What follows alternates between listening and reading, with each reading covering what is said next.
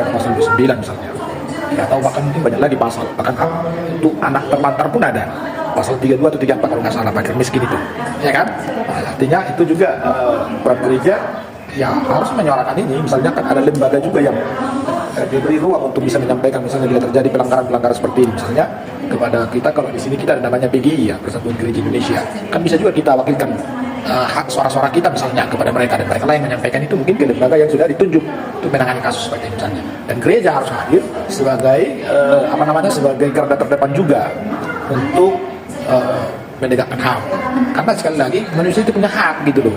Manusia itu diciptakan Tuhan, dia punya hak, dia punya hak hidup lah. Bahkan boleh dikatakan layak untuk hidup gitu, layak untuk dihargai, layak untuk dihormati gitu ya. Karena dia mulia seperti tadi saya bilang. Jadi itulah peran gereja gitu. Ya, yang harus dilaksanakan oleh gereja dalam hal pelaksanaan penegakan HAM ya tentu melatih jemaat, melatih supaya mereka mampu saling menghargai, saling menerima satu sama lain, menghargai privasi orang lain. Itu caranya.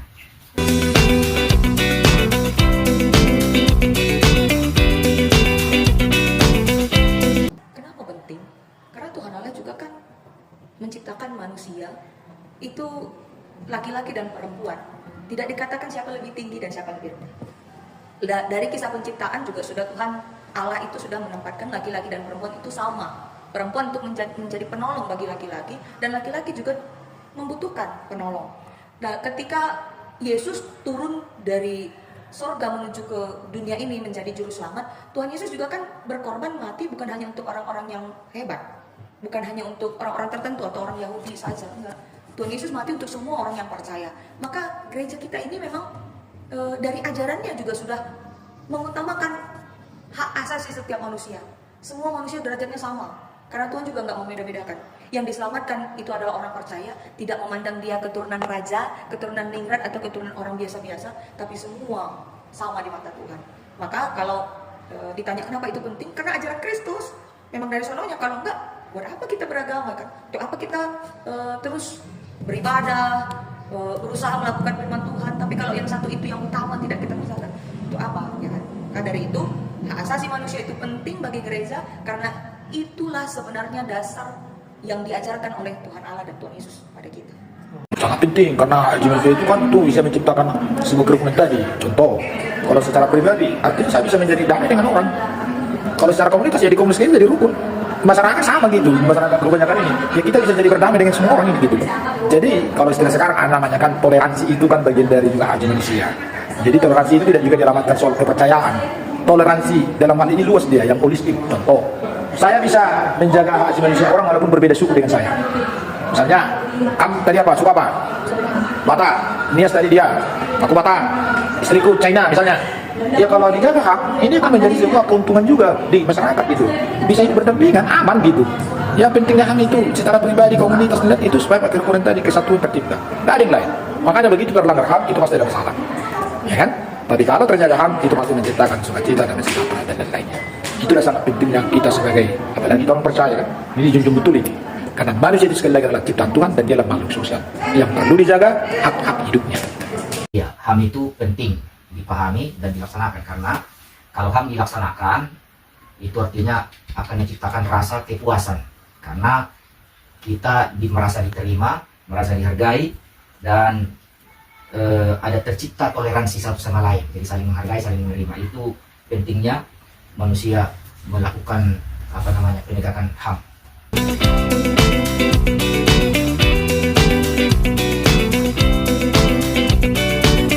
Mengenai keterlibatan jemaat dalam demokrasi. Yeah. Di gereja kita menganut paham runggu. Kalau secara budaya Karo, runggu itu adalah musyawarah. Jadi ketika ada satu masalah yang harus diputuskan, diambil keputusan, maka ada yang namanya sidang runggun. Di sidang itu setiap perwakilan dari setiap sektor atau kolom ya, atau di gereja kalian apa namanya kalau sektor? Ada sektor wilayah gitu ya, wilayah. Dari setiap wilayah atau sektor itu ada penatua diaken dan juga ada pengurus yang akan ikut duduk bersama kita mengambil keputusan. Itu yang dilakukan sebulan sekali untuk hal yang rutin ya, pelaporan keuangan atau masalah-masalah yang timbul di dalam jemaat. Tapi untuk rutin yang berkala dia setahun sekali ada namanya musyawarah sidi, itu semua berkumpul. Jadi kalau ada masalah, kritik, saran, disitulah kita wadahnya untuk bertanya jawab, memberi masukan, kritik, saran. Kalau untuk jadi pendeta, kalau kita di organisasi disebut gembala ya. Kalau pendeta kan itu semacam gelar. Tapi kalau kedudukan sebagai gembala itu adalah jabatan. Sudah hampir kurang lebih 15 tahun. Kalau gereja ada yang bersifat sinodal, ada yang bersifat pastoral. Kalau gereja yang kita layani di tempat ini memiliki pandangan teokrasi, bukan demokrasi. Perbedaan demokrasi dengan teokrasi adalah kalau demokrasi keputusan bersama itu kalau dalam mengambil sebuah keputusan. Kalau demokrasi, tapi kalau teokrasi itu dari satu arah. Dari atas turun kepada pendeta, dari pendeta disalurkan kepada jemaat, sama seperti di kepolisian atau di tentara. Misalnya undang-undang aturan disampaikan oleh panglima, lalu disampaikan oleh pangdam masing-masing dan seterusnya sampai ke bawah. Jadi tidak mendapatkan pendapat. Jadi teokrasi itu artinya kebijakan itu dari Tuhan Allah, lalu disampaikan kepada pemimpin membicarakan,